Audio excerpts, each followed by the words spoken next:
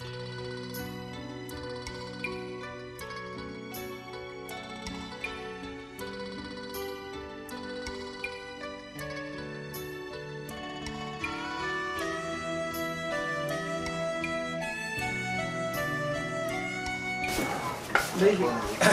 ះជាលំងរបស់កតោបាទជាលំងរបស់កតោដែលខ្មែរយើងហៅរបស់កតោដល់ថ្ងៃមកហ្នឹងគឺជាអាវុធមួយពីចំនួនគ្រូទី2ដែលទុកសម្រាប់តតល់នឹងដាវឬលំពេងគឺផលិតពីស្នែងក្របីហើយនឹងចំនួនក្រោយមកទៀតចំនួនទេពបានពិតពីលង្ហិនលីសម្រាប់ចំនួនសត្វវត្តទី13ហើយនឹងមានសម្បត្តិលុបបាទសម្បត្តិលុបនឹងក៏ចាញ់ពីស្និតរបស់កតោដែរបាទកាន់អបស្ទប់ដូចគ្នាបាទការកាន់អបស្ទប់ដូចគ្នាការរងក៏ដូចគ្នាតែវាមានដងវាយដែរមកចាអាមទៀតបាទដងមេវាមកចាអាមទៅទៀតសម្រាប់រងនឹងដងរងនឹងឆៃនេះបាទកលៈនឹងការរងឧបមានឹងកាប់ពីលើនេះការរងនៅយកអាត្រឹមនឹងរងអានេះសម្រាប់មុត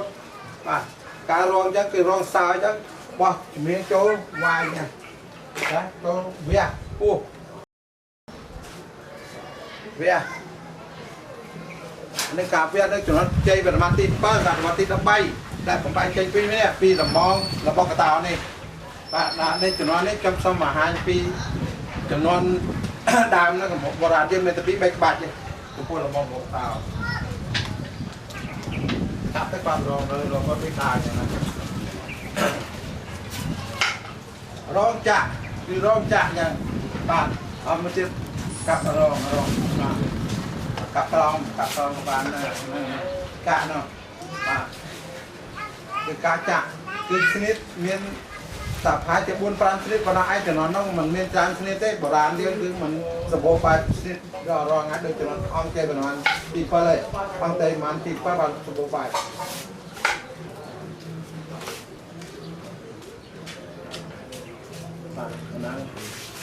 គឺស្ថិតនៅក្នុងចំនួនគ្រូទី1ហើយជាទីអាងរបស់នគរពោណននគរពោធិ៍ក្ល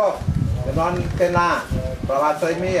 គឺក្នុងរាជការប្របាទស្រីមាគឺអាវុធពីរនេះសាហាវសម្រាប់តបខ្មែរយើងណាគឺប្រចាំមិត្តមកចង់ឆ្លៀនពេលនៅនគរខ្មែរយើងគឺបាក់បោកផ្លាស់នឹងដំបងស្ទប់នឹងហើយនឹងលំពេងតែបង្កើតពីអាវុធឲ្យសូមបង្ហាញចំនួនបុរាណគឺបាច់តិចទេតែអាចសម្រាប់មនុស្សបានមិនបាច់ច្រើនដូចសម័យឥឡូវនេះទេបាទត្រៀមការរងក៏ដូចចេញពីរបស់កតោដែលកើតក្រោយនៃដំបងស្ទមនោះគឺការរងដូចគ្នាបាទបន្សល់ទុកពីគ្រូដើមមកគឺការរងដូចគ្នាបាទកាត់ក្រោមផងមិនកាត់ក្រោមវាបាទវាកកចាក់កកវាដាច់ក្បាលដូចគ្នាព្រោះដំបងស្ទមនោះវាមុតសងខាងបាទចាក់ប៉ុណ្ណឹងហើយការប្រយុទ្ធនឹងបែងអាលំងហើយលំងបែងយើងអង្គបែងតាមទីអាំងរបស់ខ្មែរយើងណាលំងណាវាយទៅកងលើក្រោមនឹងហើយលើក្រោមវាយកតាហើយសម្រាប់ដល់បាទហើយនៅបាទក្រោមបណ្ដាល